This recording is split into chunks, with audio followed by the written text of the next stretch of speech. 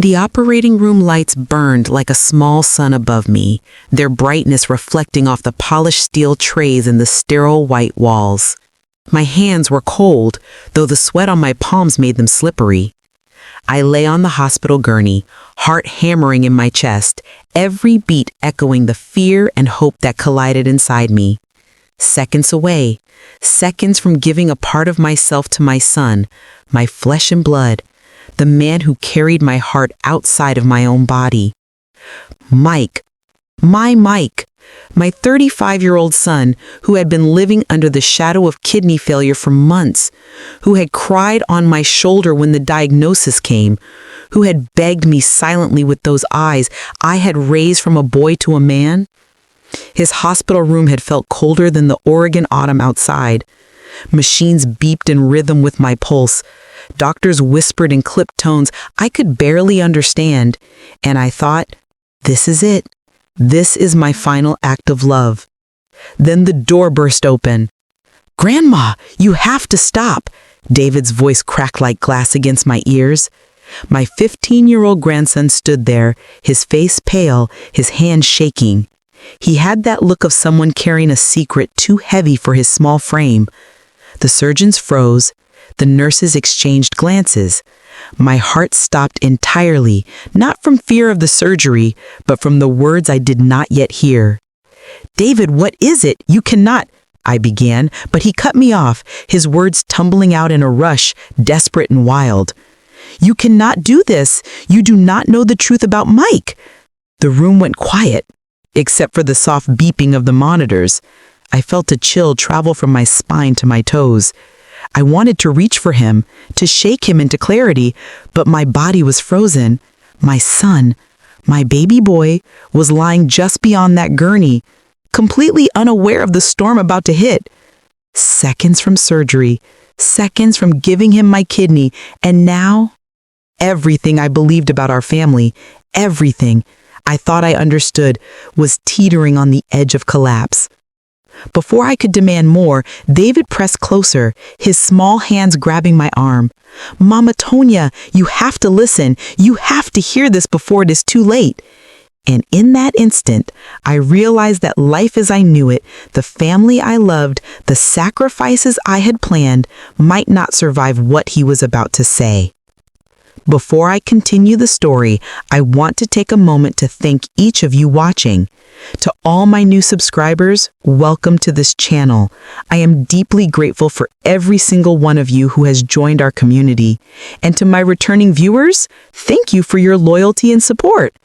Every like, every comment, every share is the energy that fuels this channel and keeps these stories alive. I cannot wait for you to hit that subscribe button if you have not already, and please share your thoughts in the comments. Your voices matter and they are part of this journey with me.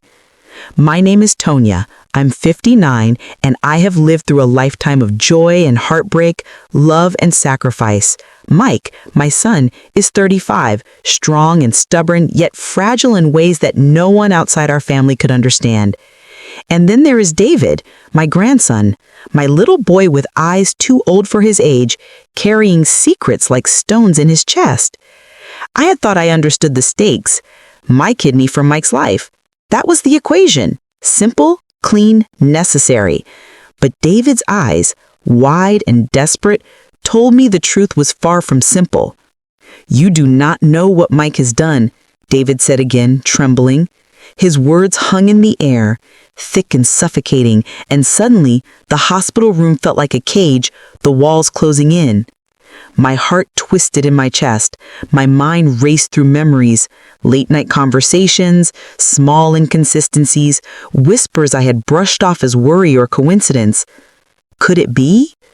Could my son, my child, the man I had raised from a boy to a man, be hiding something that could change everything? I had seconds to act, seconds to give a part of myself that he needed to survive. But now, that decision felt impossible. A secret loomed over us, one that could destroy the very foundation of our family.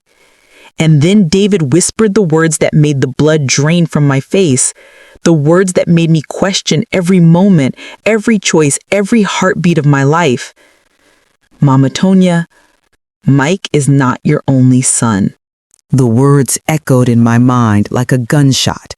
Mike is not your only son. My fingers gripped the gurney as if it could anchor me against the storm that was tearing through my heart. My mind raced. Could David be mistaken? Could this be some childish misunderstanding? No. The way he looked at me, eyes wide, almost pleading, told me this was not a mistake. Mike, lying on the gurney, monitors beeping steadily, looked up at me with that soft, trusting gaze.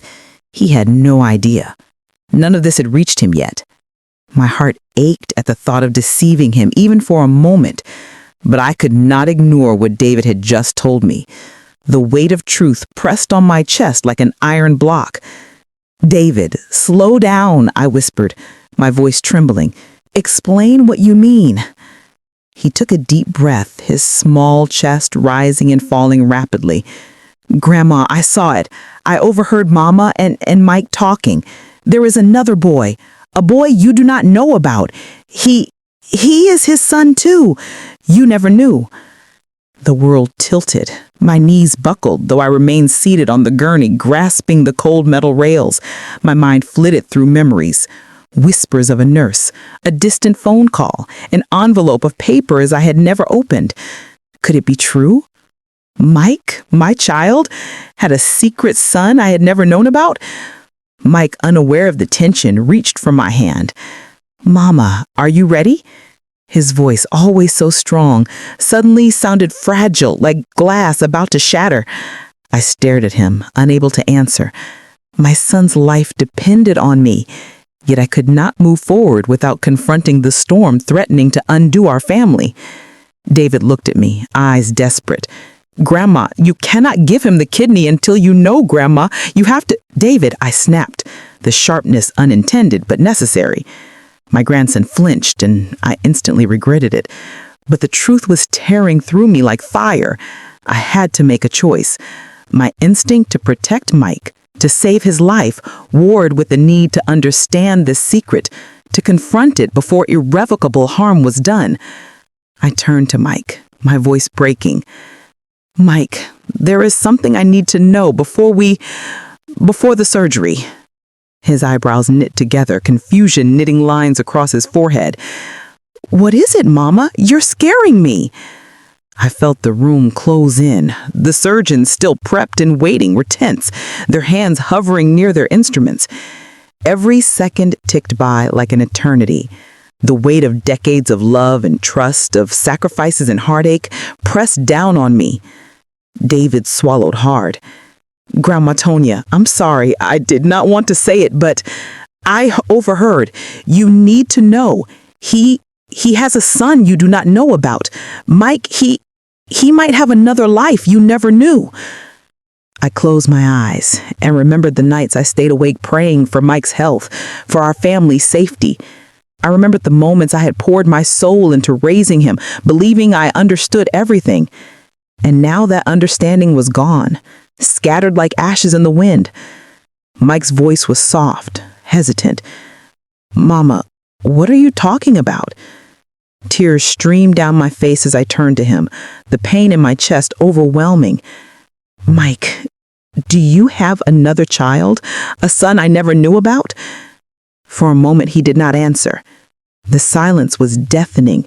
The machines beeped steadily, marking the passage of seconds that felt like hours.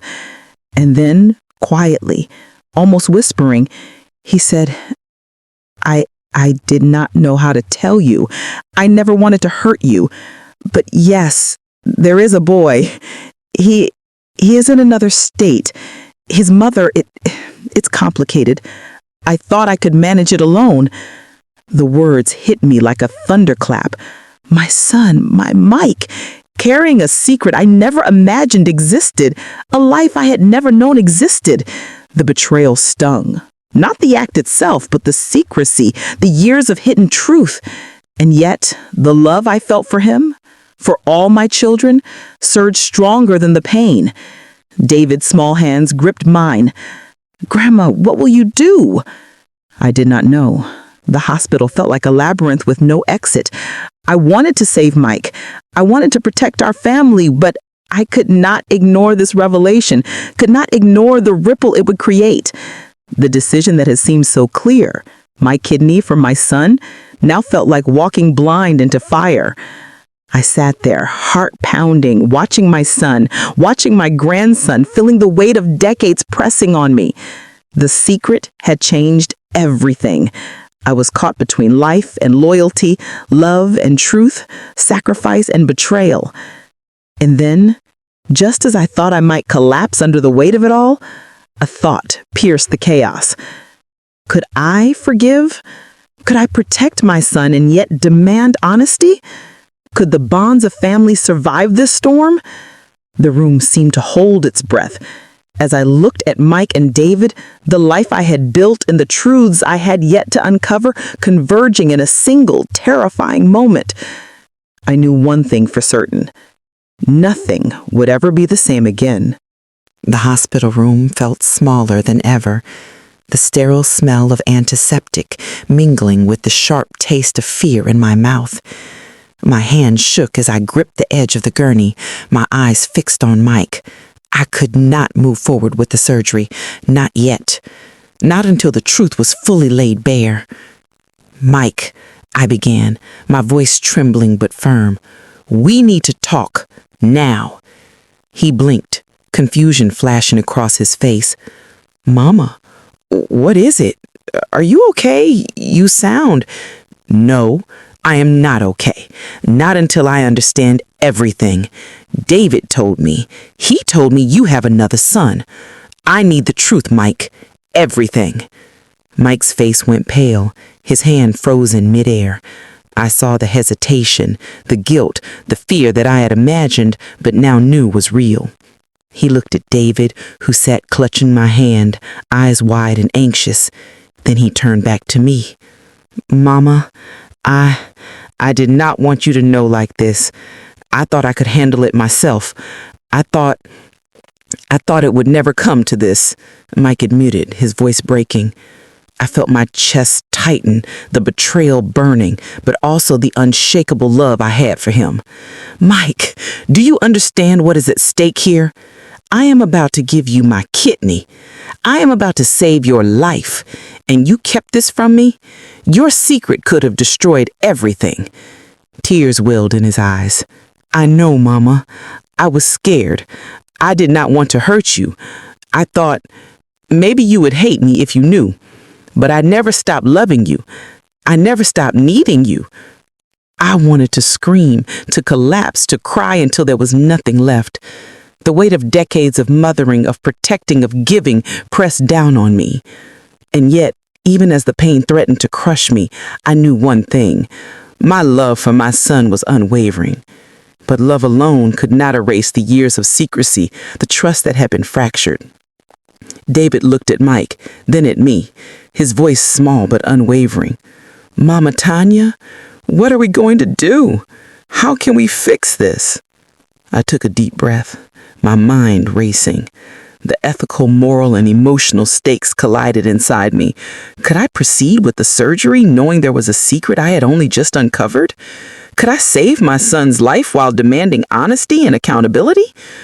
Could our family survive this storm? "Mike," I said, voice steady but heavy, "this does not change that I love you, but it changes what I need from you.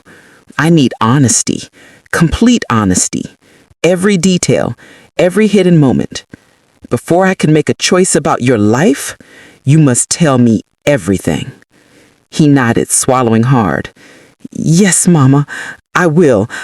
I will tell you everything." And so he did. The words tumbled out like a dam breaking. A secret child, a past relationship that had ended abruptly, decisions made in fear and shame, choices that had seemed necessary at the time but had left ripples that now reached us all. I listened, heartbreaking, tears streaming down my face, watching my son unravel before me. The pain was unbearable. The truth was shattering. And yet, in the midst of the chaos, I saw the honesty in his eyes, the regret, and the love. I realized that this confrontation, this torment, was not the end. It was the beginning of something new. When he finished, the room was silent except for the hum of machines and the soft breathing of my grandson. I reached for Mike's hand, gripping it tightly. "We will face this together, but understand this, Mike. Secrets have consequences. You have put all of us at risk. Do you understand?" He nodded, tears running freely. "Yes, Mama, I understand." The emotional storm continued to rage inside me, but I felt the first glimmer of clarity. Love had not left us. Betrayal had not destroyed us, but we were standing at a crossroads, and the choice I made now would define the rest of our lives. David looked at me, eyes pleading. "Mama Tanya, what will you do? Will he live?" I held his small hands in mine, feeling the weight of responsibility, of love, of sacrifice. "I do not know yet, but I do know this. We face this together, and no matter what happens, we will not break." In that moment, I realized that family was defined not by perfection, by secrets, or even by betrayal. Family was defined by resilience, by love that endured the storms, and by courage to face the truth, no matter how painful. As I looked at Mike, my son, and David, my grandson, I knew that the next steps, the surgery, the healing, the reconciliation, would test every fiber of our hearts. But I also knew one thing. I would not allow fear, guilt, or secrecy to dictate our lives. Not now, not ever. And with that, the choice loomed. The surgery, the truth, the future of our family, all balanced on a knife edge of love, honesty, and the hardest decision of my life. The hospital room was quiet now, filled with a fragile, tentative calm. The storm of secrets, confessions, and confrontation had passed, leaving a space that felt raw but honest.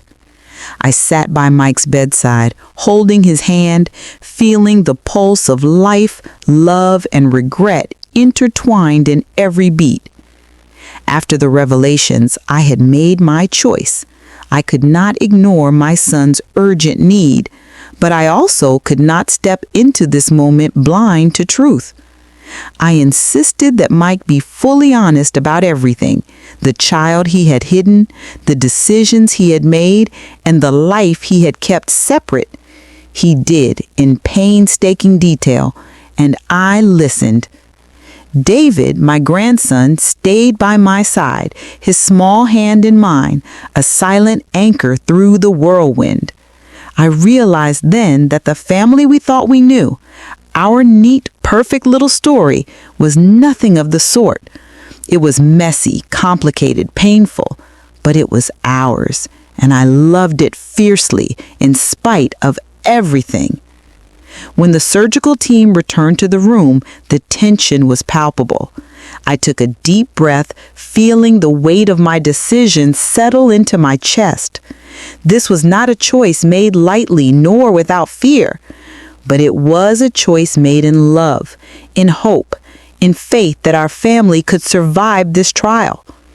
The surgery went smoothly, though I felt every moment of it as if I were both inside and outside my own body. I thought of Mike, fragile and scared on the operating table, and I thought of David carrying the weight of secrets far beyond his years. I thought of the other child, a boy I had never met, but whose existence now mattered deeply to me. And I prayed for healing, for honesty, and for love strong enough to mend the cracks. When I woke afterward, the first thing I saw was Mike, eyes tired but alive, gratitude radiating from every line of his face. He reached for my hand, weak but determined. "Mama, thank you. I cannot say enough. You saved my life." Tears blurred my vision. "Mike, it is not just me. It is all of us. We are family, and family endures, no matter the mistakes, the secrets, or the pain." David came forward, eyes shining. "Grandma, he is okay. You did it. You saved him." I hugged him tightly, feeling the weight of his youthful fear and responsibility melt into relief. I thought about the other child, and I made a silent promise to reach out, to embrace him, to expand our family in truth and love. Secrets had nearly destroyed us, but honesty and courage had saved us. The days that followed were slow and tender. Mike recovered, and I recovered alongside him, not just physically, but emotionally. Conversations flowed openly now, full of confessions, apologies, and laughter that had been absent for too long. David felt lighter, as if the truth had lifted a burden from his young shoulders. And I realized that love was not diminished by the past. It was strengthened by the courage to face it. I had learned something powerful through this ordeal, that love is not blind, that sacrifice is not meaningless, and that the strongest families are not the ones without secrets, but the ones who have the courage to confront them together. Sitting by Mike's bedside one quiet evening, I took a deep breath and reflected. Life is fragile, and family is precious. Secrets can wound deeply, but forgiveness and understanding can heal even deeper. And no matter the storms we face, it is love that gives us the strength to endure. To all of you watching this, I hope you take this to heart. Life is too short for unspoken truths, for hiding love, for letting fear rule your decisions. Speak honestly, love fiercely, and never take those you care about for granted. If this story resonated with you, please drop your thoughts in the comments. Share this with someone who needs to hear it. And do not forget to like and subscribe to the channel. It is your support that allows these stories of resilience, love, and family to reach hearts everywhere. Family is messy. Family is complicated. But family is everything. And through honesty, courage, and love, we can survive even the deepest storms.